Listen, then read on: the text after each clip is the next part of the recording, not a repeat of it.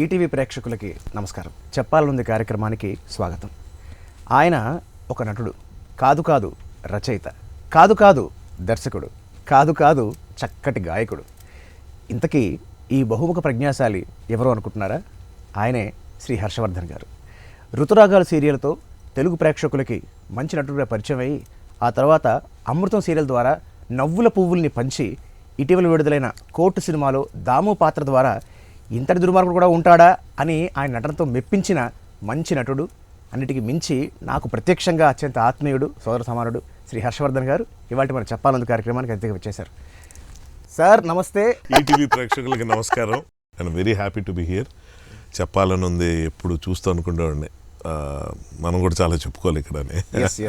అసలు మీరు సినిమా రంగ ప్రవేశం అసలు ఎలా జరిగింది? అంటే అందరిళ్లలో లాగే మీ ఇంట్లో కూడా సినిమా రంగానే వద్దు అని అభ్యంతరాలు ఏమైనా ఉన్నాయా? అయితే అసలు ఆ నేపథ్యం ఏమిటి? అంటే వద్దు అన్న మాట ఉండేదండి. ఎందుకంటే సినిమా అనేది అందరూ అట్రాక్ట్ అయిపోయే సింపుల్ ఆస్పెక్ట్ అది. ప్రతి ఒక్కరికి జీవితంలో చిన్నప్పటి నుంచి సినిమాలు ఉంటాయి. ఆ ఇంట్రెస్ట్తోనే అట్రాక్ట్ అయిపోయి నేను కూడా అంటున్నాను అనుకున్నారు. కానీ ఫస్ట్ నుంచి నేను బేసిక్ యాక్టింగ్ ఎప్పుడు కాదు, నా మ్యూజిక్ అంటే ఇష్టం ఫస్ట్ నుంచి కూడా. ఓకే. మా ఊరే కళలకి నిలయం విజయనగరం. సో అక్కడ ప్రతి ఇంట్లో కళాకారుడు ఉంటాడు, ఏదో ఒక కళ. అందరూ ప్రొఫెషన్గా తీసుకోపోవచ్చు, అది వేరే విషయం. అలాగే నేను కూడా మ్యూజిక్ అది ప్లే చేస్తే ఏదో హాబీ కింద పెట్టుకుంటున్నాడు అనుకుంటున్నారు. కానీ నాకు మ్యూజిషియన్ అవ్వాలని కోరిక, సింగర్ని అవ్వాలని. సో అదే ఎక్స్ప్రెస్ చేస్తే మా ఇంట్లో ఎవరు లేరు బ్యాక్గ్రౌండ్లో.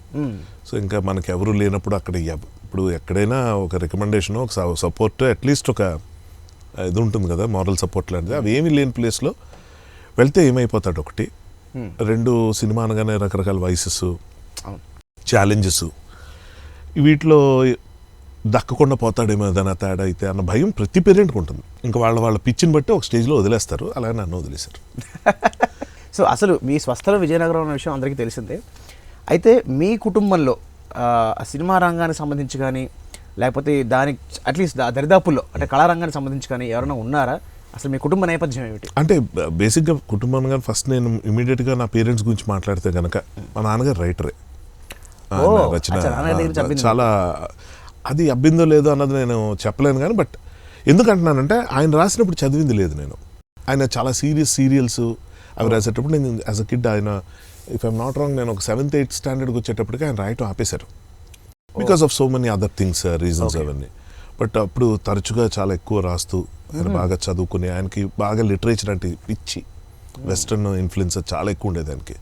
అలాగే తెలుగు పాండిత్యం మీద విపరీతమైన అవగాహన. ఈ రెండింటిని మేళవించుకుని, అంటే ఆయనకున్న ఇంట్రెస్ట్ని అలా కంటిన్యూ చేస్తూ కొంత రచనలు చేయడం జరిగింది. అవి నేను చదివే ప్రయత్నం చేసి ఒక పేజ్ ఒక రోజు చదివేవాడిని. చాలా క్లిష్టమైన పదాలు, దాంట్లో మీనింగ్ అర్థం కాని విధంగా, సో కాల్డ్ సీరియస్గా ఫస్ట్ ప్రైజ్లు వచ్చేవి ఎలా ఉంటాయి, మన ఆస్కర్ విన్నింగ్, మనకు ఒక పట్టాన్ని అర్థం కాదు, మినిమం డిగ్రీ ఉండాలంటాం కదా, ఆ టైప్లో ఉండేవి. ఇలా చదివేవాడిని. మా నాన్నగారి పేరు చదవటానికి బాగుండేది. ఇంత ప్రింట్ పెద్దగా వచ్చేది, అది చాలా అట్రాక్టివ్గా ఉండేది. నాన్నగారి పేరు ఒకసారి? రాధాకృష్ణారావు, ఎంపీఆర్ రాధాకృష్ణారావు అని. ఆయన జువాలజీ లెక్చరర్గా పనిచేసి హెడ్ ఆఫ్ ది డిపార్ట్మెంట్గా రిటైర్ అయ్యారు. సో అతనికి ఇంకా లిటరేచర్ అంటే అదే చెప్తున్నాను కదా, ఆయన ద్వారా నాకు చార్ల్స్ డికెన్స్, సోమర్సెట్ మామ్ ఇలాంటి పెద్ద పెద్ద రైటర్స్ పరిచయం అవటం. కాకపోతే అవి చాలా ఇంటెన్స్గా ఉంటాయి. ఆ ఏజ్లో మనం సిడ్నీ షెల్డన్ నుంచి మొదలు పెట్టాలి మామూలుగా, కానీ ఆయన అట్నుంచి కొంచెం నాకు లిటరేచర్ మీద ఇంట్రెస్ట్ కలగడానికి కారణం ఆయన కావచ్చు. కానీ ఆయన తాలూకు ఇది నాకు వచ్చింది అన్నది ఐఎమ్ నాట్ షూర్. ఎందుకంటే తెలీదు, నాకు తెలియదు. ఆయన రచనలు ఇప్పటికి ఏమైనా ఉండి చదివితే అప్పుడు ఏవో కొంచెం అలా భావజాలం ఏమైనా కలిసింది ఏదైనా అంటే, మా ఇద్దరి మధ్య అటువంటి డిస్కషన్స్ ఉండేవి కాదు. ఎంతసేపు ఆయన ఏంటంటే, అరే మన మిడిల్ క్లాస్ ఫ్యామిలీ, మనం కొంచెం జాగ్రత్తగా ఏదో ఉద్యోగాలు చేసుకోవాలి. మా ఇంట్లో అంతా టీచింగ్ ప్రొఫెషనే, మా బాబాయిలు మొత్తం అంతా. సో నేను కూడా అందులోనే ఇంట్రెస్ట్ చూపించేవాడిని ఇలాగే. సో ఆ టీచింగ్ అన్నది కొంత, అది డెఫినెట్గా అదొక జాబ్ సాటిస్ఫాక్షన్ ఉండే జాబ్ ఒక నోబెల్ ప్రొఫెషన్ కదా, అది బాగుండేది. సో అది నేను అందులోకి వెళ్దాం అనుకున్న టైంలో తెలియకుండా సంగీతం వచ్చింది ముందు, ఆ తర్వాత సినిమా అన్నది ఆటోమేటిక్గా ఎంటర్ అయిపోయింది. ఇక్కడ చాలా మందికి తెలియని విషయం ఏంటంటే, హర్ష గారు మంచి నటుడు మాత్రమే కాదు, ఆయన అద్భుతంగా పాడతారు. ముఖ్యంగా బాలుగారి పాటలు ఆయన పాడుతుంటే వినాలి.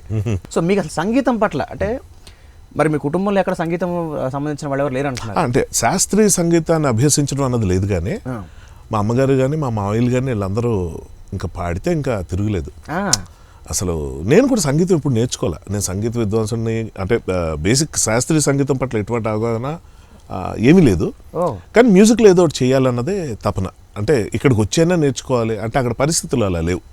అంటే ఎంతసేపు చదువు మీద ఫోకస్, అటు వెళ్తే డిస్ట్రాక్షను, మనకు వచ్చే మార్కులు కూడా అలాగే ఉండేవి. ఓన్లీ ఏదో జాయిన్ చేద్దాం ఆ వైలిన్ క్లాస్ కనేటప్పటికి మార్కులు లిస్ట్ వచ్చేది. ప్రోగ్రెస్ ఇప్పుడు చూసి కడుపు నిండిపోయేది మా ఇంట్లో. వద్దరా కూర్చో అంటే ఇంకా ఇళయరాజా గారే మనకి గురువు, దైవం, స్నేహితుడు అన్ని. ఆయన్ని చూసి ఆయన దీంట్లో అలాగా అది తెలియదు. అదే అంటున్నాను, ఇక్కడికి వచ్చి నేను ఏమైనా ప్రూవ్ చేయగలుగుతానా, ఇప్పుడు యాక్టర్గా, ఇప్పుడు రైటర్గా ఏదేదో అయిపోయి ఇక్కడ సెటిల్ అయిన విధంగా ఒక సింగర్గానో ఒక మ్యూజిషియన్ గానో అయ్యేవాడినో లేదో నాకైతే తెలియదు. కానీ మా ఇంట్లో అయితే మాత్రం మదర్ సైడ్ అంతా చాలా మంచి సింగర్స్ ఉన్నారు. కానీ ఇక్కడ గమ్మత్తైన విషయం ఏంటంటే మీరు సంగీతం నేర్చుకోకపోయినా చాలా బాగా పాడతారు. మీరు 10th క్లాస్ కూడా ఐ థింక్ ఫెయిల్ అయినట్టున్నారు కదా. సక్సెస్ఫుల్గా ఫెయిల్ అయ్యారు. కానీ సినిమాలకి డైలాగులు రాసేంత సాహిత్యం, అద్భుతమైన నాలెడ్జ్ ఆయనకు ఉంది. అసలు ఏంటి కాంట్రాస్ట్? 10th ఫెయిల్ అయినా కూడా నాకు ఎంత జ్ఞానం. ఫస్ట్ ఆఫ్ ఆల్ చదువుకి జ్ఞానంకి సంబంధం లేదు. మంచి మాట. చదువుకి వివేకానికి సంబంధం లేదు, చదువుకి సంస్కారానికి సంబంధం లేదు. మనస్ఫూర్తిగా చాలా చిన్న వయసు నుంచే నమ్ముతూ వస్తున్న వ్యక్తిని నేను. దానికి కారణం మా నాన్నగారు. ఆయన ఎప్పటికప్పుడు అన్నీ చెప్తుండారు ఇలాంటివన్నీ. అరే చదువు అన్నది నీ బుక్తి కోసమే తప్ప నీ మేధస్సు కోసం అది కాదు అని ఆయన వేరే బుక్స్ ఇచ్చేవారు. ఇవి చదువు, దీంట్లో ఈ సబ్జెక్ట్ చదువు. సో ఏం మాట్లాడినా, ఏ టాపిక్ వచ్చినా ఆయన పూర్తిగా వివరంగా కూలంకషంగా అన్నీ చెప్పడం జరిగేది. నాకేంటి స్కూల్ సిలబస్ తప్ప అన్నిటి మీద ఇంట్రెస్టే. ఆయనకి అది నచ్చేది. నీ ఇంట్రెస్ట్ నువ్వు పర్స్యూ చేసుకో, కానీ ఇది ఒక్కటి ఉండాలిరా, మనకు పునాది ఉండాలి, లేకపోతే మనం దొరికిపోతాం, లేకపోతే అంటే నేను నీకేమి ఇవ్వలేను, సో చదువు తప్ప అన్నది ఆయన ఇది. సో దానివల్ల ఏంటంటే నాకు భాష మీద ఉన్న వ్యామోహం కానీ, సాహిత్యం పట్ల ఉన్న ప్రేమ కానీ ఇవేవి కూడా చదువుతో సంబంధం లేని విషయాలు. నాకు చదవటం రాకపోయినా వినే జ్ఞానం ఉందిగా, ఆస్వాదించే మనసు ఉందిగా. సో ఆ విధంగానైనా అది కంటిన్యూ అయ్యేది చదవలేకపోయినా. చదువు అన్నది అక్షరాలు చదవడం వరకు ఉపయోగించుకోవాలని నేను అనుకుంటాను తప్ప జీవితాన్ని చదవటానికి మన చదివే పుస్తకాలకి సంబంధమే లేదు. అందులో ఇప్పుడున్న జనరేషన్లో లేనిపోని ప్రెషర్స్ పెట్టేసి, నిజంగా నా తల్లిదండ్రులకి నిజంగా చెప్తున్నాను, అంటే మా నాన్నగారు లెక్చరర్ అయిన కారణంగా వాళ్ళ అబ్బాయి ఏంటి తక్కువ మార్కులు వస్తున్నాయి, 10th కూడా ఫెయిల్ అయింది. ఎందుకు ఫెయిల్ అయిందని నేను ఎప్పుడు చెప్పను. ఎందుకంటే రీజన్ చెప్తే జస్టిఫై చేసినట్టు అవుతుంది. ఒక రకంగా ఇన్స్పిరేషన్. ఇవాళ 10వ క్లాస్లో మార్కులు తక్కువ వచ్చాయను, ఫెయిల్ అయిపోయారను, సూసైడ్ చేసుకునే పిల్లలు చాలా మందిని చూస్తున్నాం. కరెక్ట్. ఫెయిల్యూర్ అనేది చాలా మామూలు విషయం అని మీరు చెప్పిన ఒక మాట చాలా గొప్ప మాట. బికాజ్ దాన్ని యాక్సెప్ట్ చేయకపోతే ఇవాళ ఒక హర్షవర్ధన్ లాంటి మనిషి ఆయన 10th క్లాస్ ఫెయిల్ అయినా సరే ఇంత గొప్ప రచయిత అయ్యే అవకాశం ఉండేది కాదు. సో ఇది జనాలకు అర్థం కావాలి. కరెక్ట్. నేను అదే చెప్తున్నాను, మళ్ళా సంగీతం అంటే ఎంతో ఇష్టం ఉన్నా కూడా నేర్చుకోలేని పరిస్థితి కాదు. కొంచెం మొండిపట్టు పడితే నేర్పించేవారు. కానీ నాకేంటంటే అసలు థియరిటికల్గా ఎందుకు నేర్చుకోవాలి అంటే పెద్ద ఎక్స్పెరిమెంటే నేను చేద్దాం అనుకున్నది. నా మైండ్కి ఏం తోచితే చేద్దాం అనుకుని ఇక్కడికి వచ్చిన తర్వాత నాకు ఓపీ నాయర్ గారి దగ్గర నుంచి ఇళయరాజా గారు కానీ, ఎస్పి బాలసుబ్రహ్మణ్యం గారు కానీ, వీళ్ళందరూ వాళ్ళ కెరియర్లో సెటిల్ అయ్యేదాకా శాస్త్రీయ సంగీతం ముట్టుకోలేదని తెలుసుకుని షాక్ అయ్యా. సో మోర్ ఆర్ లెస్ నేనేంటంటే learning is all about unlearning అని తెలిసిన వాడిని. ఏదో ఒక చట్రంలో ఇరుక్కుని ఒక థీరీ, ఒక పద్ధతి, ఒక టెంప్లెట్లోకి వెళ్ళకూడదు అన్నది నాకు ఎందుకో చిన్నప్పటి నుంచి మనసులో ఏర్పడిపోయింది. ఫ్రీగా ఉండాలి, గాలి ఎగురుతున్నట్టు ఉండాలి, అలా చేసేదే కదా అన్నది నా ఎనీ క్రియేటివ్ జాబ్. సో అలాంటప్పుడు నేను ఒకటి నేర్చుకుని ఇందులోనే ఉండాలి, ఇలాగే పాడాలి, ఇవే స్వరాలు వాడాలి తప్పంట్లా. కానీ దాని నుంచి బయటకు చేంజ్ చేద్దాం, think out of the box అని లేదు యాదృచ్ఛికం ఇది చెప్పడానికి ఏమన్నా. But that was the thing. So అలాగే నేను కొంచెం ఫ్రీక్ అవుట్ అయ్యి అలా వెళదాం అనుకున్న టైంలో అయినో వర్కౌట్ అయినాయి, కానీ కాలేదు. సంగీతపరంగా నేనేం చేయలేకపోయిన మాట వాస్తవం. కానీ వాళ్ళు ఎంత ఆనందంగా, ఎంతమంది ప్రేక్షకులు నన్ను గుర్తిస్తూ నన్ను అభినందిస్తూ ఉన్నారంటే కారణం సంథింగ్ ఎక్స్ ఫ్యాక్టర్ అయితే మనల్ని రన్ చేస్తుంది.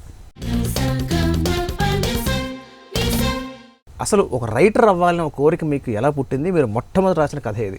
ఇప్పుడు ఆలోచిస్తే అనిపిస్తుంది, నేను ఏదో మ్యూజిక్ అన్నాను కానీ ఫస్ట్ ఆ మ్యూజిక్ అని పూర్తిగా లేదు, రైటింగ్ సైడ్ పూర్తిగా ఉండదు, యాక్టింగ్ అడిగితే చేసా, అక్కడి నుంచి సెటిల్ ఇంక వెనక్కి చూసుకోలే, యాక్టింగ్ చేశా. ఆ తర్వాత ఎవరో రెచ్చగొట్టి ఒక సందర్భంలో నేనేదో ఒకళ్ళని రెచ్చగొట్టే విధంగా మాట్లాడితే నీకు రాస్తే తెలుస్తుందంటే నిజంగా రాసా, అది సక్సెస్. డైరెక్షన్ కూడా చేశాను. అమృతంలో చాలా ఎపిసోడ్స్ డైరెక్ట్ చేశాను. శాంతి నివాసంలో నా డైరెక్టర్ లైఫ్ స్టార్ట్ అయింది, పేరు పడలేదు కానీ అప్పుడు. ఫస్ట్ రాఘవేంద్రరావు గారి పర్యవేక్షణలో రాజమౌళి గారు సజెస్ట్ చేస్తే నాకు ఫస్ట్ టైం డైరెక్షన్ ఛాన్స్ వచ్చింది. ఫస్ట్ నుంచి ప్రూవ్డే, నా స్క్రిప్ట్ నేనే రాసుకొని నేనే డైరెక్ట్ చేసి నేనే ఎడిటింగ్లో కూర్చొని మొత్తం అంతా మ్యూజిక్ వేసుకోవటం వరకు అన్నీ చేసేసి ఎపిసోడ్ ఇచ్చేయటమే. మెయిన్ కథలోకి అది ఇన్కార్పొరేట్ చేసేవారు, నాది వేరే ట్రాక్ ఉండేది. నా అంతటి నేను ప్రయత్నం చేసేది ఎప్పుడూ నాకైతే గుర్తులేదు, కానీ వచ్చిన అవకాశాన్ని మాత్రం అందిపుచ్చేసుకుంటా. అది ఆ కళ్ళకు అద్దుకొని నేను వెళ్ళిపోతాను. వర్కౌట్ అయింది, లేకపోతే లేదు. అందుకే నాకు ఫెయిల్యూర్ డిప్రెస్ చేయదు, సక్సెస్ ఎక్సైట్ చేయదు. బాగుండాలి, అంతే హ్యాపీగా ఉండాలి.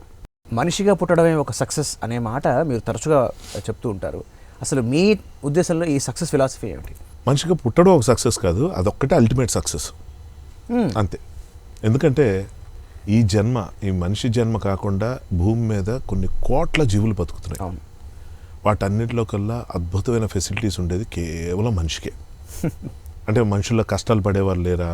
చాలా రకాల రుగ్మతులు, దరిద్రాలు చూస్తున్నారు, కాదంటల్లా. బట్ ఏదైనా అందులో కొంత మనం చేతులారా చేసుకుని ఉండొచ్చు, కొన్ని మన కర్మ కావచ్చు, ఏదైనా. స్వర్గం అనేది ఒకవేళ బహుశా ఉండుంటే, అంటే మనిషి సృష్టించినోడే దేవుడు అన్న నమ్మకంలో నేను బతికేవాడిని. నాకు దేవుడు గుళ్ళు అన్నీ ఇష్టమే, కానీ అందరూ ఆపాదించినట్టు నాకేదో మంచి జరగాలంటే అక్కడికి వెళ్ళి ఒక యాగం చేయాలి, కొబ్బరికాయ కొట్టాలి, అది లేదు. నాకు ఆల్రెడీ మంచి చేసాడు దేవుడు. ఈ పుట్టుకి ఇవ్వటమే మంచి. నేను 0 నుంచి, అంటే అమ్మ గర్భంలో పుట్టిన దగ్గర నుంచి నేను ఎప్పుడు వెళ్ళిపోతాను అప్పటి వరకు చేయగలిగితే ఒకటే పని చేయాలి, నేను థ్యాంక్స్ చెప్పుకోవాలి. Every single moment I should be thankful. ఇంకా ఉన్నాను, ఇంకా తింటున్నాను, ఇంకా ఇంత చక్కగా నా లైఫ్ని లీడ్ చేస్తున్నాను, నా మొత్తం అన్ని సెన్సెస్ని వాడుకోగలుగుతున్నాను అంటే ఇంకా అంతకుమించి కావాల్సిందని నాకు తెలిసేం లేదు. First point. అటువంటి దాంట్లో ఒక మనిషి పుట్టడం అనేది, I was talking about science. కొన్ని కోట్ల కణాలతో మనం పోటీ పడితే ఒక అండంలోకి ప్రవేశించడానికి ఒక్కడికి వస్తుంది. అక్కడ మనం పోటీ పడుతుంది ఇక్కడ అనుకుంటాం, బాలాదిత్యతో, ఇక్కడితో, అక్కడితో, ఆ ఛానల్తో, ఈ సినిమాలతో, అంతటితో పోటీ కాదు. అక్కడ నా సిబ్లింగ్స్తో, బయటికి రాని సిబ్లింగ్స్తో పోటీపడి వాళ్ళందరితో పోరాడి వెళ్ళి అందులో సెలెక్ట్ అయిపోయి బయటికి రావటం అంటే ఇది కోట్ల మందిలో. ఆ పైగా ఇంకో అవకాశం టేక్ 2 లేదు అక్కడ. వెళ్ళిపోయిందంటే ఫ్లష్, ఫినిష్ అయిపోయింది. అలాంటి జన్మను పట్టుకొని మన ఇష్టం వచ్చినట్టు మాట్లాడేసి నేను ఇంకా అది కొనలేదు, ఇది పీకలేదు అంటే నాకు చాలా సిల్లీగా అనిపిస్తుంది. చాలా. నేను అందుకే అంటాను, నువ్వు January 1st సెలబ్రేట్ చేసుకోవద్దు, ఉగాది సెలబ్రేట్ చేసుకోవద్దు, దీపావళి సెలబ్రేట్ చేసుకోవచ్చు, రంజాన్ చేయొద్దు, ఏమి చేయొద్దు, బర్త్డే ఒక్కటి చేసుకో. మీరు ఎప్పుడైనా నిరాశ నిస్పృహల్లో కూరుకుపోయినప్పుడు మీ నాన్నగారి మాటలు మీకు చాలా ప్రేరణ కలిగిస్తాయని, చాలా ఉత్సాహాన్ని కలిగిస్తాయని మీరు చెప్తూ ఉంటారు.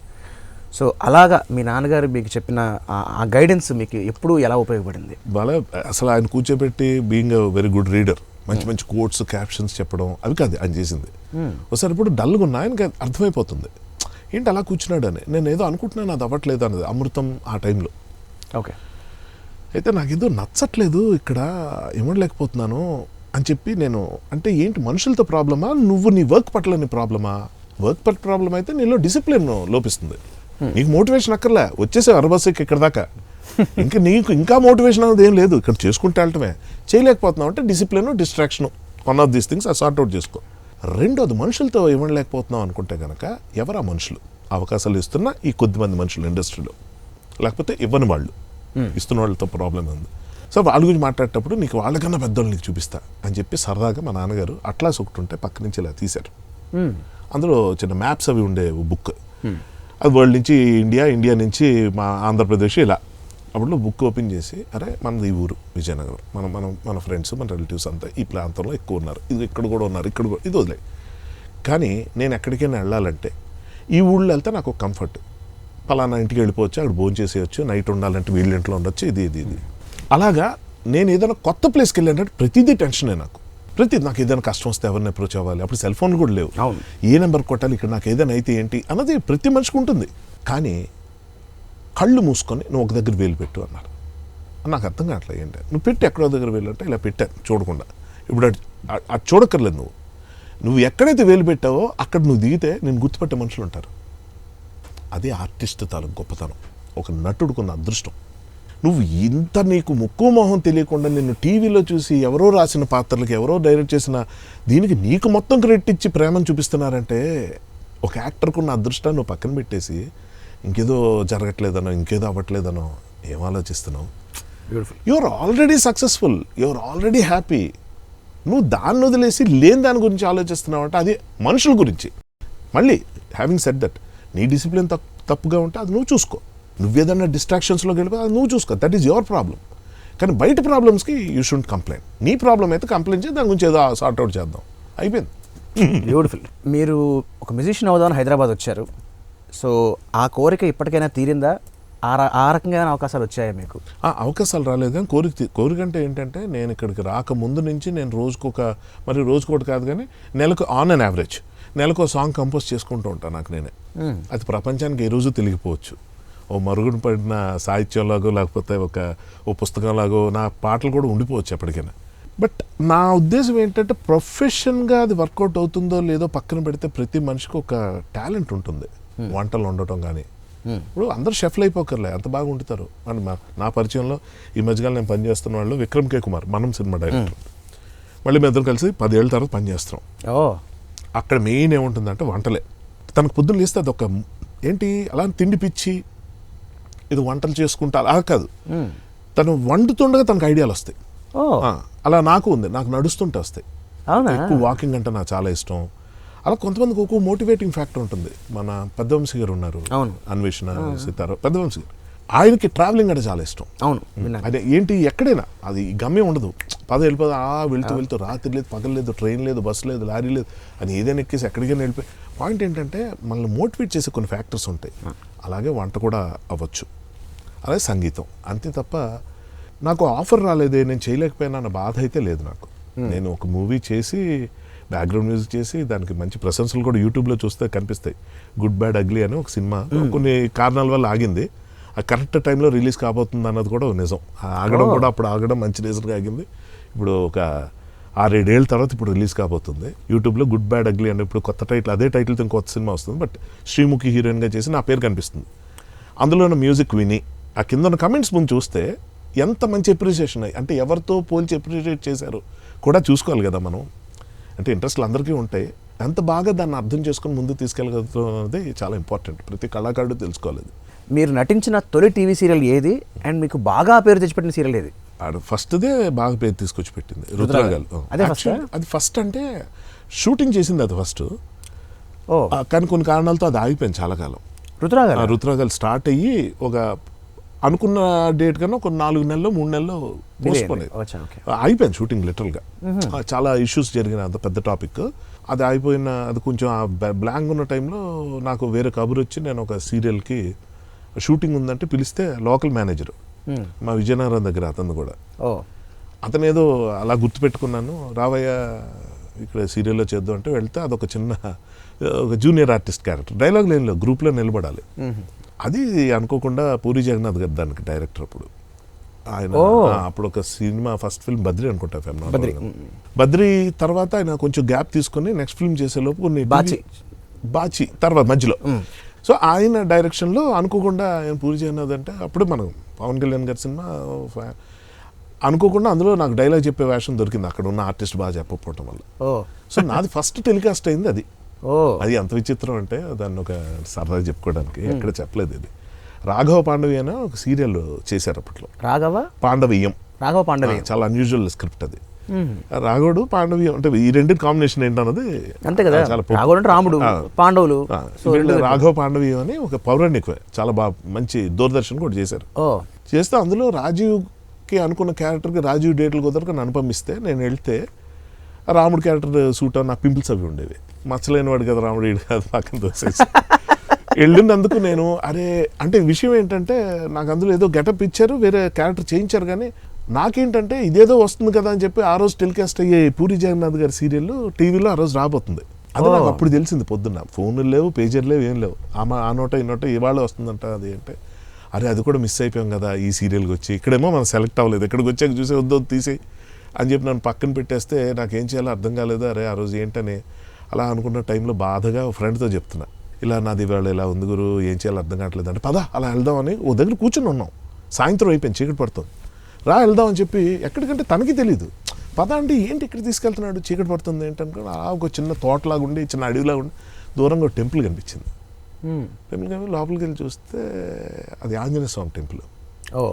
సరే ఇవాళ మంగళవారం, ఆ రోజు దండం పెట్టుకొని ప్రసాదం తీసుకుంటే అక్కడ ఉన్న పూజారి, యంగ్ పూజారి, ఏంటి సార్ అంటే ఇలా షూటింగ్ వచ్చామంటే, అవునా ఇంతలో ఇతను అన్నాడు, మా వాడిది వాళ్ళ టీవీలో వస్తుంటా బాధపడుతున్నాడు అని. మా ఇంట్లో టీవీ ఉంది అని చెప్పి అదే ప్రాంగణంలో వాళ్ళ ఇల్లు ఉంది. ఇలా వెళ్ళగానే ఇలా చూస్తే దాని మీద హర్షవర్ధన్ పేరు అప్పుడు వచ్చింది.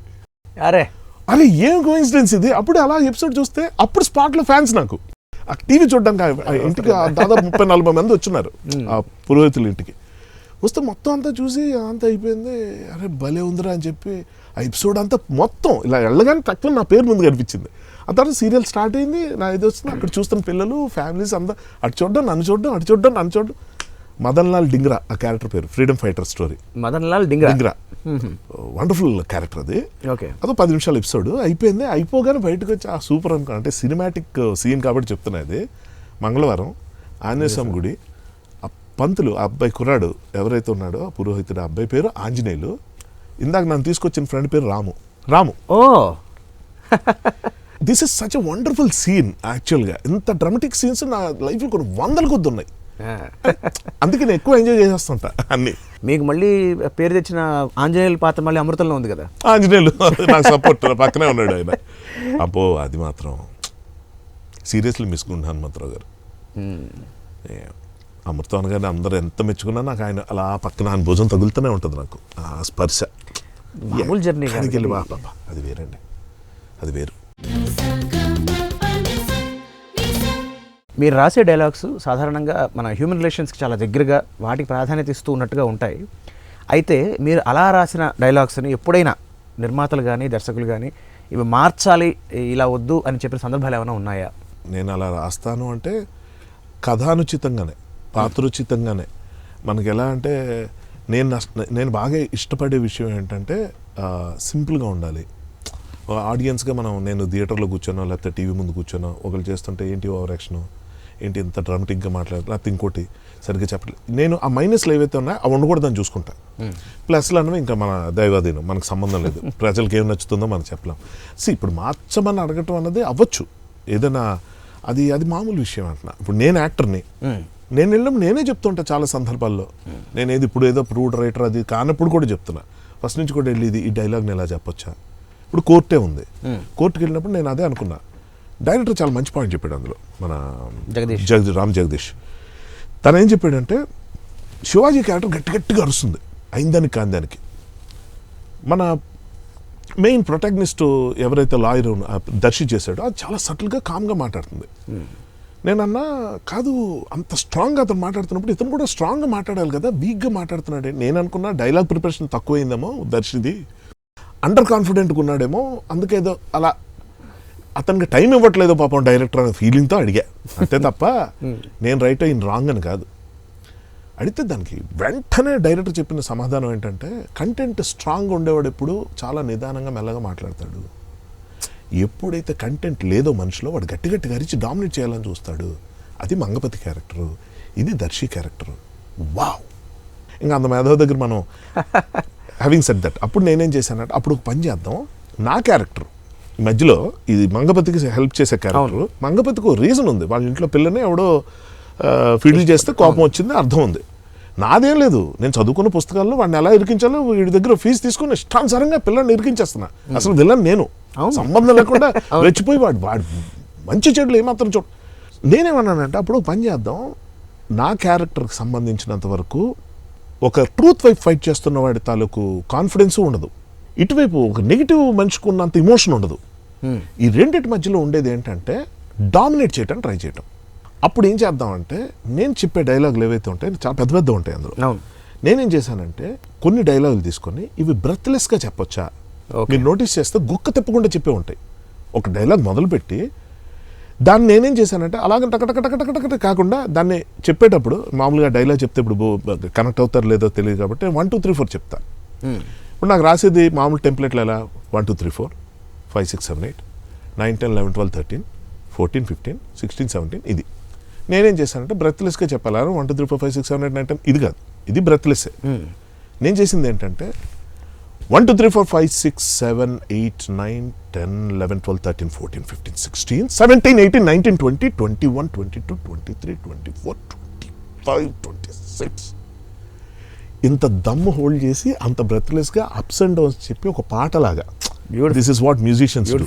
సో మ్యూజిక్ని ఇక్కడ అప్లై చేసి కొంచెం ఆ టెక్నిక్స్ ఇక్కడ వాడితే ఎలా ఉంటుంది, మధ్యలో ఎక్కడ లాగాలి ఎక్కడ తగ్గించాలి అక్కడ తగ్గించి, లెంగ్త్ ఎక్కువైపోయింది అనుకుంటారు కొంతమంది చెప్తుంటారు, అలా వద్దు, ఎక్కడ స్పీడప్ చేయాలి అక్కడ చేసి అక్కడ ఎక్కడ తగ్గి. ఇది నేను అంటే యాక్చువల్గా నిజం చెప్పాలంటే నేర్చుకుంది వివేకాత్రేయ దగ్గర. ఓ తను ఎక్స్పర్ట్ ఈ విషయంలో. అలాగా డైలాగులు మార్చడం అన్నీ జరుగుతాయి, దాన్ని ఫీల్ అయిపోవడానికి. బాగా జరిగితే మనకేం ప్రాబ్లం లేదు, కానీ బాగా జరగకపోతే కొంచెం సమాజంలో ఈ కులాలు మతాలు వంటి అంశాలను నిర్మూలించాలి అని మీరు ఒక చోట వ్యాఖ్యానించడం జరిగింది. సో వాటితో మీకున్న ఇబ్బంది ఏమిటి, అసలు ఎందుకు అలా అనుకున్నారు? అంటే కులాలు మతాలు అన్నవి ఒక తెగని, ఒక గ్రూప్ని, ఒక కమ్యూనిటీని డిఫైన్ చేయడానికి వాడినంత వరకు నాకు ఏ ప్రాబ్లం లేదు. వీడు విజయనగర వాసి, వీడు తిరుపతి నుంచి వచ్చాడు, ఇలా ఏదో ఒక మనిషికి ఒక ప్రాంతం లేకపోతే ఒక కులం, వాడు వృత్తిది, వాళ్ళ ఇంట్లో ఇది చేస్తారట, ఇవన్నీ నాకు ఓకే. అర్హతలు నిర్ణయించడం అన్నది ఏదైతే ఉందో అక్కడ నాకు తీవ్రమైన ప్రాబ్లం వచ్చేసింది. రావడంతోనే నేను దేవుడిని మతాన్ని కూడా దూరం చేసుకున్న రోజులు ఉన్నాయి. ఇప్పటికీ నాకు ఇష్టం, టెంపుల్స్కి వెళ్ళాలంటే ఇష్టం, చర్చిల్కి వెళ్ళేవాడిని చిన్నప్పుడు. మా అనిల్, మా ఫ్రెండ్తో, ఆశీర్వాద్ అని నా గాడ్ ఫాదర్, ఇక్కడికి నేను రావడానికి కారణం అతనే. ఆశీర్వాద్ లూక్ అని కీబోర్డ్ ప్లేయర్, అతను musician, basic composer. Okay. So అతనితో పాటు వెళ్ళిన రోజులు ఉన్నాయి. అలాగే నా ఫ్రెండ్ హబీబ్తో కలిసి మాస్క్ 2 సార్లు వెళ్ళాను.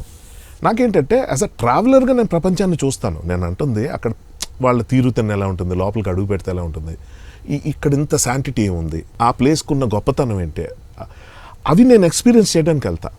నేను ఒక యాక్టర్ని వాస్, నేను ఒక తండ్రి క్యారెక్టర్ చేస్తే తండ్రిలా బిహేవ్ చేయాలని చూస్తా, ఒక మూర్ఖుడిలాగా రాక్షసుడిలా చేస్తే అలా చేస్తా. నాకు ఈరోజు దైవభక్తి లేదని కృష్ణుడి పాత్ర ఇస్తే నేను ఇష్టం వచ్చినట్టు బిహేవ్ చేయనే, రాముడి పాత్ర ఇస్తే నేను చెప్పాను కదా పింపుల్స్ ఉన్నాయని తీస్తాను, ఫీల్ అవ్వాలా. అవును నేను రాముడు ఏంట్రా అనుకున్నాను తప్ప, చిచి నా పింపుల్స్ ఉంటే రాముడికి పనికిరానా అనుకోలేదు నేను.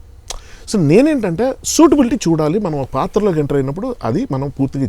సో బేసిక్గా ఒక యాక్టర్ కానీ, రైటర్ కానీ, మ్యూజిషియన్ కానీ, ఈ కళల్లో ఉండే వాళ్ళకి అందరికీ ఈ పరకాయ ప్రవేశం అనే కాన్సెప్ట్ ఉంటుంది.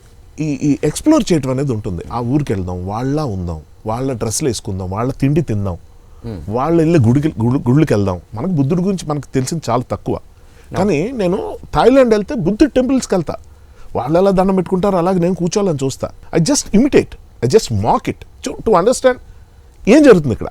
సో అలాంటి దీంట్లో నాకు I'm very very comfortable with what ever పూజలు. నేను మా ఇంట్లో ఇప్పటికీ మా అమ్మగారు చేసే పూజల్లో యాక్టివ్గా పాల్గొంటాను, ప్రసాదాలు తింటాను. నేను నమ్మే తీరులో నాకున్న ఇది వేరు. నేను ఏంటంటే ఇక్కడ ఏదైనా ఇప్పుడు ఒక దేవుడి గురించి నేను మాట్లాడాలని వస్తే టక్మని ఇంకొకళ్ళు ఆపోజిట్ వస్తారు. నువ్వేదో చాలా ఇది అనుకున్నావు, దేవుడి గురించి మాట్లాడతావంటే నువ్వేదో మంచి మా నాస్తికుడు అరే మీకన్నా పెద్ద నాస్తికుడు నేను.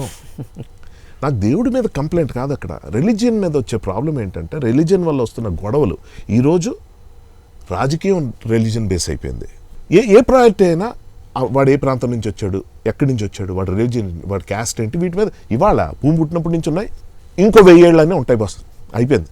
మనం అంటే నా అసమ్మతి, నా తాలూకా ఇన్కన్వీనియన్స్ నేను చూపిస్తాను తప్ప నేను అందులో ఏం చేయాలి, నేను ఏది బిలీవ్ చేయను.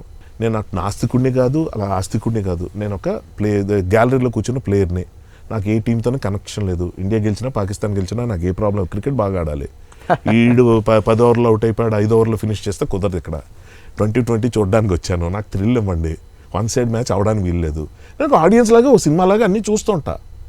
ఇక్కడ అభిప్రాయం చెప్పేటప్పుడు నేను ఇందాక అదే అంటున్నా, ఏం మాట్లాడాల్సి వచ్చినా అరే వీడి పొరపాటున వీడి ఉద్దేశం ఇదేమో అని ఆలోచించరు బాలా. నేను ఇచ్చే స్టేట్మెంట్నే అర్థం చేసుకోవడానికి రెడీగా లేనప్పుడు నేను కాన్సెప్ట్ని చెప్పి కులాలొద్దు మతాలొద్దు, అమ్మ మా అమృతం చెప్పాడు, మా హర్షగడి చెప్పాడు, మారిపోతారా? అది నేను ఆలోచిస్తున్నాను తప్ప దేవుడు ఉన్నాడా లేడా, ఏ మతం కరెక్ట్ ఏది కాదు, అరే అవన్నీ వద్దురా గొడవలు. నేను గరికపాటి గారిని ఎంత ఫాలో అవుతానో బాబు గోగి నేను కానీ అంతే ఫాలో అవుతాను. నాకేం కావాలో తీసుకున్న అంత తెలివైనాను గురు. నేను ఎటు పెడితే అటు వెళ్ళి ఎవరిని ఫాలో అవ్వను నేను. I'm a learner, I'm not a follower. క్వశ్చనే లేదు. అవును సోదరా, మీకు పంచ్ డైలాగ్స్ అంటే గిట్టవు అని విన్నాం. అది అంటే ఇది ఎందుకు అసలు, మీరు ఎలాంటి డైలాగ్స్ ఉండాలని మీరు అనుకుంటారు? పంచ్ డైలాగ్స్ అంటే గిట్టం అంటే పంచ్ డైలాగ్స్ చెప్తున్నాం అన్నట్టు ఉండకూడదు. ఇప్పుడు ఫర్ ఎగ్జాంపుల్ నేను ఒకటి చెప్పి మిమ్మల్ని నవ్విస్తే జోక్ అవుద్ది, నేను జోక్ చెప్తాను చూడు అని అనకూడదు ముందే. ఎందుకంటే ఇంకా ఇండైరెక్ట్గా మిమ్మల్ని అడుగుతున్నట్టు ఉంటుంది, దయ్యాకి నువ్వు నవ్వని. నేనేమంటానంటే పంచ్ డైలాగ్స్ అంటే సీన్కి సంబంధం లేకుండా ప్రాస కోసం, ఇదంటే ఇది, అదంటే ఇది, అలాగ కొన్ని జోక్స్ ఉంటాయి మనకి, సింగిల్ లైనర్స్ మనకి చాలా. మనకి స్వాతి మ్యాగజైన్ నాకు అప్పుడు గుర్తు, అలాంటివి అక్కడ చూసుకొని నవ్వేసేవాళ్ళం. ఇప్పుడు ఏమవుతుందంటే చాలా స్టేజ్ షోస్ ప్రోగ్రామ్స్ కానీ, టీవీలో జరిగే కామెడీ షోస్లో కానీ, లేకపోతే మూవీస్లో కానీ ఆడియన్స్ని ఇన్స్టెంట్గా నవ్వించడం కోసం ఇర్రెలెవెంట్ సంబంధం లేకపోయినా ఆ డైలాగ్ ముందు తీసుకొచ్చి ఆ డైలాగ్ పెట్టి ఆ డైలాగ్ కోసం సీన్ తయారు చేసి ఆ సీన్ నుంచి ఒక కథ తయారు చేసే సందర్భాలు వచ్చినప్పుడు గిట్టమంటే ఏం కర్మరా బాబు మీకున్న మేధస్సుకి ఇంకో రకంగా సరే నన్ను అడిగారు కాబట్టి ఏడిపించడమైనా నవ్వించడమైనా ఎటువంటి భావోద్వేగానికి గురి చేయాలన్నా కూడా అది కథలో ఉండాలి, సన్నివేశంలో ఆల్రెడీ ఉండాలి. కేవలం డైలాగ్ రైటింగ్ అన్నది నేను నమ్మను. మనం సినిమా రాసినప్పుడు ఇది ఎక్కువ నాకు తారసపడింది పరిస్థితి. ఏంటంటే సందర్భోచితంగా అంత అందులోనే గుండె జరగాలంతే ఎందుకు కూడా బయట నుంచి ఏదో తీసుకొచ్చి ఒక జోక్ చెప్పడం కానీ వేరే కమెడియన్ క్యారెక్టర్ వచ్చి ఒకటి ఏదో చేయటం కానీ ఉండదు. మ్యాక్సిమం ఆ ఉన్న క్యారెక్టర్స్లోనే ఇప్పుడు విపరీతంగా అందులో ఒక విలన్ క్యారెక్టర్ కావాలి, మన గుండె జరగాలంటే విలన్ ఉండడు, ఒక కమెడియన్ కావాలి, ప్రాపర్ కమెడియన్. వీళ్ళిద్దరిని పెట్టుకోవడానికి నా ప్లేస్ లేనప్పుడు హీరోనే చేశా. హీరోనే ఫస్ట్ నుంచి విలన్ లాంటి క్యారెక్టర్ అది మీరు చూస్తే లాస్ట్ 20 minutes మొత్తం మారిపోతుంది. కానీ బట్ చాలా మీన్ అంటే సో కాల్డ్ విలన్కి మనం ఇచ్చే డెఫినేషన్ మన మనుషులందరూ అలాగే ఉంటాం, అలాగే ఉండాలి కూడా. సో అర్థం నాకు నచ్చింది కావాలి అలా అనుకుంటే తప్పేం కాదు. బట్ వాట్ ఎవర్ ఆ స్టోరీ గురించి చెప్తే అందులో అన్ని క్యారెక్టర్ విలన్ కామెడీ కూడా నేను నితిన్కి ఆపాదించా అంటే హీరోకి. ఇది లాస్ట్లో హీరోని చేస్తాం. కథ పరిధిలో ఉండి ఏం చేసినా తప్పలేదు, బయటకు వెళ్తేనే కొంచెం సర్లే అనిపిస్తుంది. అది అందరూ ఆడియన్స్ అందరూ ఫీల్ అయ్యేదే, నేను ఒక్కనే కాదు.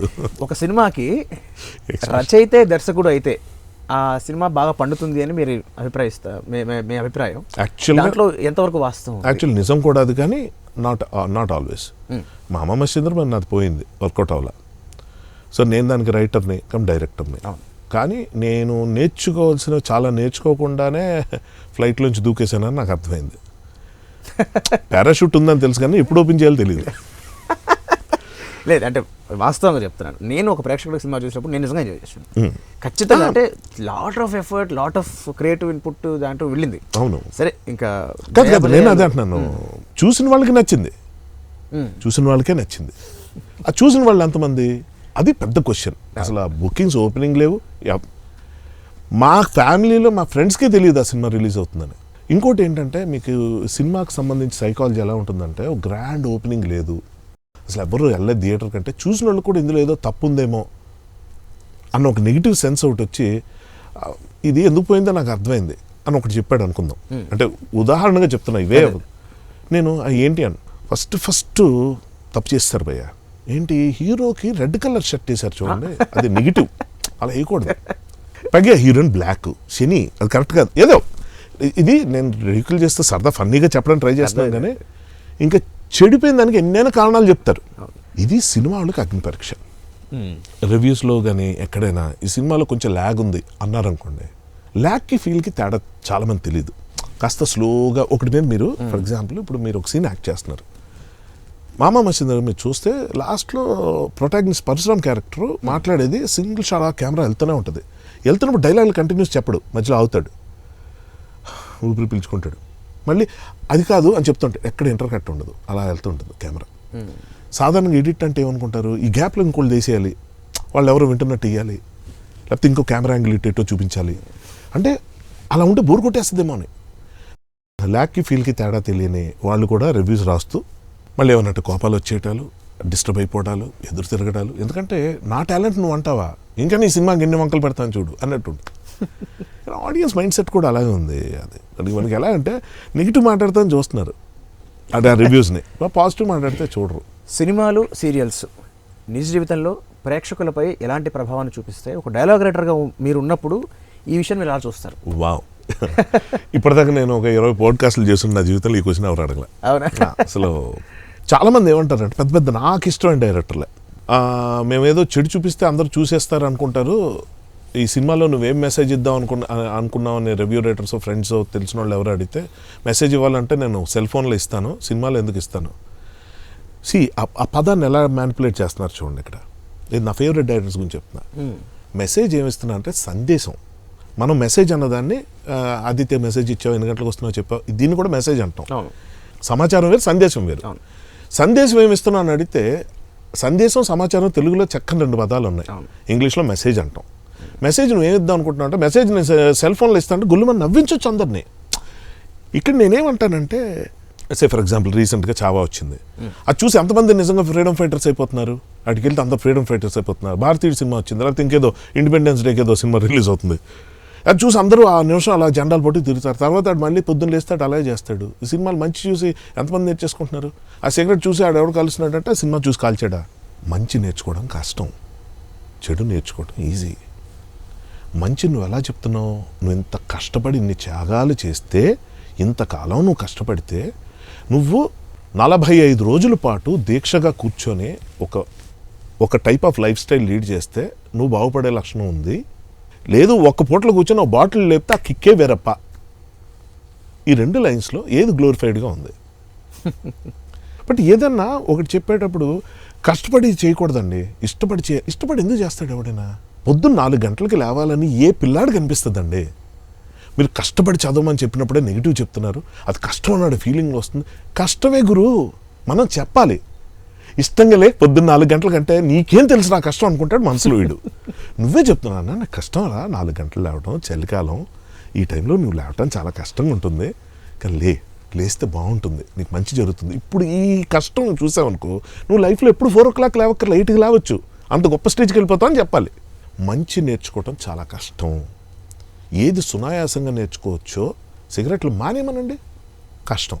సిగరెట్ కాల్చమనండి, ఈజీ. మందు మానమనండి, కష్టం. మందు తాగమనండి, ఈజీ. సో సినిమాల్లో మనం గ్లోరిఫై చేసి చెప్పేది ఏంటి? అందరినీ నరికే, చంపే, ఇది అది. ఈ ఊచకోతులు ఒక్కొక్కటి లేస్తే 20 మంది గాల్లో లేవడాలు, పడి దొరలటాలు, గెంతడాలు, ఇవి ఈ బంతులు లేక ఎక్కడైనా జరుగుతాయి. కానీ ఎందుకు అవి చూస్తామంటే అది వైలెన్స్ అని చూడడం, అది కిక్ మనకి. సో నేనేమంటానంటే ఒక క్యారెక్టర్ అలా బిహేవ్ చేసింది కాబట్టి అది కరెక్ట్. దేవదాస్ సినిమా చూసి గొప్ప ప్రేమికుడు అంటే నేను ఏ రోజు నమ్మను. ఇదొక్క లైన్తో మీకు మొత్తం నేను ఏం మాట్లాడదాం అనుకుంటున్నాను, వీడి వేదన ఏంటి, వీడి గోల ఏంటి అన్నది అర్థమైపోతుంది. Devdas world famous hit cinema కదా, అందులో భగ్న ప్రేమికుడు ఎలా పతనం అయిపోయాడు వాడి ప్రేమను నమ్ముకొని అన్నది గొప్పగా ఆరాధించే ప్రపంచంలో నేను ఆ సినిమాని పరమ ద్వేషిస్తాను. ఎందుకంటే నాకు అందులో సెల్ఫ్ పిటీ ఫెలో కనిపిస్తాడు. ప్రేమ ఆడంత ఈగోయిస్ట్ ఇంకోటి నాకు కనబడ్డు. దీనికి ఉంటాయి చూడండి కమెంట్స్ కింద, నీకేం తెలుసురా ప్రేమ గురించి, పెళ్ళి పెటాకలేని ఎదవా, నీకేం తిట్టుకొని ఎవరేం చేసుకుని. నేను అంటుంది ఏంటంటే మంచి చెడుకి వ్యత్యాసం తెలీదు. సెల్ఫ్ పిటీ వద్దు బాసు, ప్రేమించావు, మనసు విరిగింది, కరెక్టే. అప్పుడు పెళ్లి చేసుకోకుండా నువ్వు ఏదో పని చేసుకో. అంటే నువ్వు పుట్టిందే పెళ్లి కోసమా? పెళ్ళి అవ్వలేదంటే తాగి చచ్చిపోవడానికి? అంటే లైఫ్ అంత ఈజీ. ఇందా నేను చెప్పాను చూడండి, లైఫ్ ఎంత గొప్పదో అది తెలిసిన వాళ్ళు పిచ్చి పనులు చేయరు. సుధరా, మీరు చాలా సినిమాలు చేశారు, అందులో చాలా మంచి మంచి పాత్రలు చేశారు. ప్రత్యేకించి మీ దృష్టిలో మీకు బాగా పేరు తెచ్చిపెట్టిన సినిమా ఏది? ఇప్పుడు కోర్టు అంటే ఇటు నుంచి అలా వెనక్కి వెళ్తే ఒకప్పుడు అనుకోకుండా ఒక రోజు అయితే బాల్ మిస్డ్ ఐ బాల్, ఇంకా వివేకాత్రే చేసిన అన్ని సినిమాలు, బ్రోచెవరెవర్రా, అంటే సుందరానికి, చాలా ఉన్నాయి. అంటే పేరు తీసుకొచ్చి పెట్టడం కన్నా నేను బహుశా ఇవి నాకు కూడా నచ్చినవి కాబట్టి చెప్తున్నానేమో. ప్లీజ్. ఫర్ ఎగ్జాంపుల్ పేరు తీసుకొచ్చి పెట్టడం అంటే నేను అసలు నమ్మనేది ఒకటి ఉంది, ఒక సినిమా. ఆ సినిమాలో నేను అలా నిలబడుతుంటా, సినిమాలో ఒక హీరో పక్కన అలా అలా అలా అలా ప్రతి సీన్లో అక్కడక్కడ కనిపిస్తుంటా, ఆయన చెప్పే డైలాగులు వెనక ఎక్స్ప్రెషన్లు ఇస్తూ ఉంటా.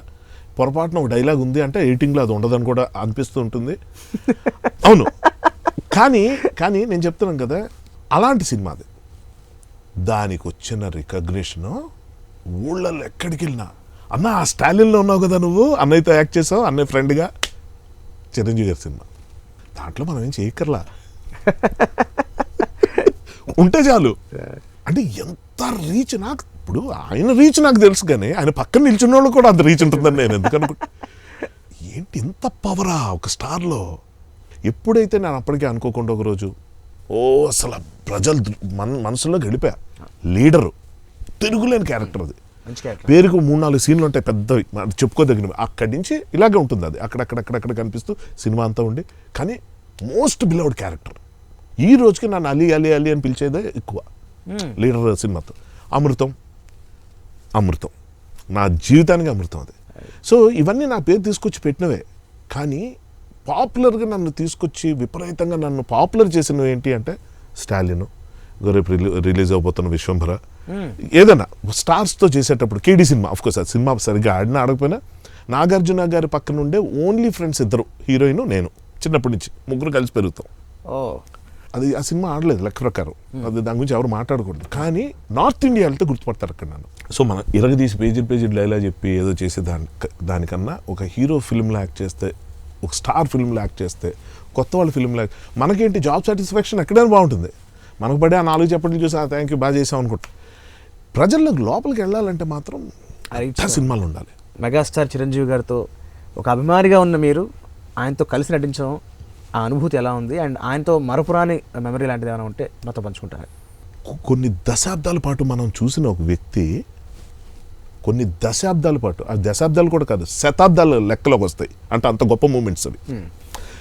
అలా వాడదాం కాసేపు అలా అంట. కొన్ని శతాబ్దాల పాటు మనం చూసిన ఒక వ్యక్తి ఒకరోజు నన్ను చూస్తున్నాడు, మాట్లాడుతున్నందుకో దేన్నో. మనం చూడడం వేరు, ఇప్పుడు నన్ను చూస్తుంటే నాకు ఎలా ఉంటుంది? మెగాస్టార్ చిరంజీవి నన్ను చూస్తున్నా, ఇప్పుడు నేను మాట్లాడుతున్నా, ఇంతకన్నా అనుభూతి ఏంటి అంటున్నా. బాలకృష్ణ గారు మొన్న ఊటీలో షూటింగ్ చేశాం, డాకు మహారాజ్. అలా చూశారు ఆయన ఖాళీగా తెల్లవారుజామున, ఇంకా ఆయన షాట్ లేదు నాకు లేదు, ఆ కూర్చున్నాం ఊటీలో. అక్కడెక్కడో జరుగుతుంది షాట్, ఇంకా గ్యాప్. అది చూశారు. షటిల్ వచ్చా మీకు అన్నారు. సార్ షటిల్ రాకుండా ఎందుకు ఉంటుంది? వచ్చండి అన్న. రండి ఆడదాం. అమ్మో ఎందుకని ఉంటే రాదనేవాడు కదా, ఆయనతో ఆడతాం. సరే అని వెళ్ళాం. వెళ్తే తీస్తుంటే నేను మా అసిస్టెంట్కి వీడియో తీ ఫోటో తీ అని సైకిల్ చేస్తున్నా. ఈయన అలాగడితే అడిగే అర్థం వద్ది, సరిగ్గా తీయమనండి. రే సోషల్ మీడియాలో ఎక్కడ పెట్టకుండా చూసుకో మీ సారు నన్ను అంటలే. చూసారా మెచ్యూరిటీ. నన్ను అనొచ్చుగా, హర్ష ఫోటో తీసుకోగానే ఇప్పుడే సోషల్ మీడియాలో లుక్ అది పెట్టకూడదు అంటే మనకు తెలుసు ఆ మాట. సార్ తెలుసు సార్ అంటాం. ఊరికే చెప్తున్నా, ఇది చూడండి ఎలా ఉందో. ఆయన అసిస్టెంట్కి చెప్తున్నాడు, తీరా సరిగ్గా పట్టుకో ఫోను, తీ ఇదో అంటే ఆడతాం కదా. 2 సార్లు ఆయన మిస్ అయింది. తీసేవి మీ సార్ పడిపోయినప్పుడు పెట్టు. వాట్ ఆర్ లవ్లీ పీపుల్ వీళ్ళంతా. అసలు నిజంగా మనం స్టార్స్లో చూసి ఏదేదో ఊహించుకొని రకరకాలు విని అదంతా these are the great moments like you know. మనకి అక్కడ ఇలా చెప్పుకుంటూ పోతే ఎన్నో. సోదరా, చివరిగా ఒక ప్రశ్న. డిగ్నిటీ ఆఫ్ లేబర్ పట్ల మీరు చాలా ప్రాధాన్యత ఇస్తూ ఉంటారని చాలా సందర్భాల్లో వినడం జరిగింది. ఎందుకు? ఆ కోణం ఏమిటి అసలు? మీరు డిగ్నిటీ ఆఫ్ లేబర్కి సంబంధించి ఒకే ఒక కోణం ఉంది, హ్యాపీనెస్. ఎప్పుడైతే మనం చేస్తున్న పని చిన్నది, తక్కువ, ఆ పని వల్ల మనకొక ఇంప్రెషన్ వస్తుంది, నలుగురు మనల్ని ఎలా చూస్తున్నారు అనుకోవటం వల్లే మనకు సంబంధం లేని ఇష్టం లేని పనుల్లోకి వెళ్ళిపోయి అవసరమైన వదిలేసుకొని బాధపడుతూ ఉంటాం. నిజం, చాలా గౌరవం అది. ఒకానొక టైంలో ఒక బాగా టూరిస్ట్ ప్లేస్లో ఒక పబ్లిక్ టాయిలెట్కి వెళ్ళాల్సి వచ్చింది. ఆ పబ్లిక్ టాయిలెట్ లోపలికి వెళ్తే బయటేమో 250 మంది క్రౌడ్ ఉన్నారు.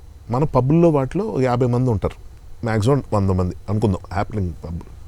అక్కడ ఉన్న రెస్ట్ రూమ్స్ ఎలా ఉంటాయో అందరికీ తెలుసు. నేను మాట్లాడుతున్నా ఒక టూరిస్ట్ స్పాట్లో 250 మంది ఉన్న ఒక కాంపాక్ట్ ప్లేస్లో ఒక రెస్ట్ రూమ్ లోపలికి వెళ్ళి బయటికి రాబుద్దు కాల, అంత బాగుంది. చూసారు ఎలా ఎక్స్ప్రెషన్ ఇచ్చారు? నేను చెప్తేనే మీరు ఇంత ఎక్స్ప్రెషన్ ఇస్తే అక్కడ నా ఎక్స్పీరియన్స్ ఎలా ఉంటుంది? ఇదేంటి ఇప్పుడు ఓపెన్ చేశారు బాత్రూమ్ కొత్తగా, లేకపోతే ఏదో విఐపి దాంట్లో నన్ను దోస్తాడా? ఇప్పుడు ప్రెసిడెంట్ ఆఫ్ దిస్ కంట్రీ వస్తే వాడుకోవడానికి కట్టిన ప్రత్యేకమైన టాయిలెట్ అది, అంత గొప్పగా ఉంది. ఆ పక్కన కూర్చున్న ఒక అమ్మాయి ఆల్రెడీ కడిగేసిన బ్రష్ల్ని ఎలా తీసి క్లీన్ చేస్తుంది, ఎలా సర్దుకుంటుంది, ఎంత ప్యాషన్తో చేస్తుందో చూస్తే జీవిత సత్యాలని అర్థమైపోయినా రోజు. చాలా అప్రిషియేటింగ్గా నేనైతే ఒక 20 బాత్స్ ఇచ్చా. ఆ అమ్మాయి ఆ ఎక్స్ప్రెషన్ ఇస్తుంది, నువ్వు చేసిన వర్క్ బాగుంది అందుకే ఎంత ఇచ్చాను, ఎక్కువ ఎమోషనల్ అవ్వక, అది పాయింట్. ఇప్పుడు సీన్ ఏం జరిగిందో చెప్తా. ఇప్పుడు నేను ఊహించుకొని సీన్ చెప్పా. ఇప్పుడు సీన్ జరుగుతుంది, అమ్మాయి అలా సర్దుకుంటుంది, ఇలా బాత్రూమ్ చాలా బాగా అడిగాను. టక్కుమని లేచి నిజమా బాగుందా, ఇది ఇలా చేశాను, అది అలా చేసి, నేను ఇప్పుడు ఇలా చేస్తాను, అది ఇదని చెప్తుంటే ఈ 20 రూపీస్ ఇలా టిప్పించా. ఇస్తే ఆ అమ్మాయి ఏం చేసింది చెప్తా. తీసుకుని థ్యాంక్ యూ అని పెట్టేసి తర్వాత ఇది మాట్లాడతాను. తన వర్క్ గురించి మాట్లాడుతుంది తప్ప 20 ఇచ్చావా, అది 5 రూపీస్ కాదు 1 రూపీ ఇచ్చినా కూడా ఆమె అలాగే పెట్టుకునేది. ఇప్పుడు అమ్మాయి కృతజ్ఞత లేదు అనుకోవటం నా వివేకానికి సంబంధించిన పాయింట్ అవుద్ది. ఆ వర్క్ పట్ల ఉన్న ప్యాషన్ ఎంత గొప్పగా ఉందన్నది నా మెచ్యూరిటీకి సంబంధించిన విషయం. ఏదన్నా నాకేమనిపించిందంటే మనం చేసే పని స్పష్టంగా, శుభ్రంగా, మనస్ఫూర్తిగా, ఇష్టంగా చేస్తే ఈ జీవితానికి అంతకు మించిన సార్థకత లేదు, అంతకు మించి మోక్షం లేదు. దేవుణ్ణి నమ్మనంటూనే దేవత్వం గురించి చెప్పారు. వేదాలు గురించి మాట్లాడకుండానే ఫిలాసఫీ బాగా చెప్పారు. చాలా చాలా మీ జర్నీలో జరిగిన అనుభవాలు కానీ, లేకపోతే మీరు మాట్లాడిన ఫిలాసఫీస్ కానీ, మానవత్వం గురించి కానీ, మనిషి గొప్పతనం గురించి కానీ, ఇలా చాలా రకాల అంశాలు వాళ్ళు మాట్లాడుకోవడం జరిగింది. మరొక్కసారి ఈటీవీ ప్రేక్షకుల తరఫున నేను ఈ సందర్భంగా మీకు ధన్యవాదాలు తెలియజేస్తాను. Thank you very much. And ఇప్పటిదాకా ఓపిక చూసిన ఈటీవీ ప్రేక్షకులందరికీ మనస్ఫూర్తిగా ప్రేమిస్తున్నా. Thank you. ఈ కార్యక్రమాన్ని ఈటీవీ విన్ మొబైల్ యాప్లో కూడా వీక్షించండి.